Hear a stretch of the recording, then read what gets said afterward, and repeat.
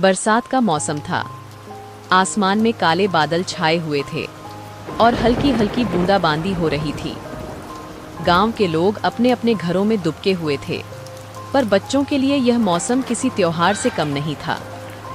छोटे छोटे बच्चे गलियों में कागज की नावें चलाते हुए दौड़ भाग कर रहे थे। इसी गांव में पिंकी एक छोटी सी लड़की थी जो अपने माता पिता के साथ गांव के एक छोटे से घर में रहती थी। पिंकी को बारिश का मौसम बहुत पसंद था। जब भी आसमान में बादल छाते, उसकी खुशी का ठिकाना नहीं रहता।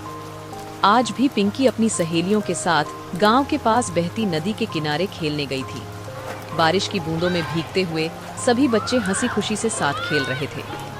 पिंकी ने अपनी सहेली सुषमा से कहा, सुषमा, देखो मेरी कागज की नाव कितनी तेज चल रही है। सुषमा ने हंसते हुए कहा, हाँ पिंकी, तुम तो हमेशा ही जीत जाती हो। अचानक बारिश तेज हो गई और सभी बच्चे डर के मारे अपने अपने घरों की ओर भागने लगे। लेकिन पिंकी की कागज की नाव नदी में बहकर दूर निकल गई थी। पिंकी ने अपनी नाव को पकड़ने के लिए दौड़ लगा दी।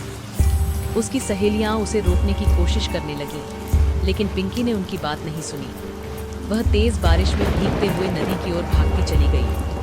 नदी के पास पहुंचते पहुंचते पिंकी ने देखा कि उसकी नाव नदी के बहाव में बहती जा रही है। उसने बिना सोचे समझे नदी में छलांग लगा दी। नदी का बहाव तेज था और पिंकी को तैरना नहीं आता था। वह पानी में डूबने लगी। अचानक पास ही खेत में काम कर रहे रामू काका ने उसे देखा। वह तुरंत नदी में कूद पड़े और किसी तरह पिंकी को बाहर निकाला। रामू काका ने पिंकी को सुरक्षित गांव तक पहुंचाया। गांव के लोगों ने पिंकी की इस हिम्मत की तारीफ की, लेकिन साथ ही उसे समझाया कि पानी में कभी भी बिना सोचे समझे नहीं कूदना चाहिए। पिंकी को अपनी गलती का एहसास हुआ और उसने सबके सामने माफी मांगी।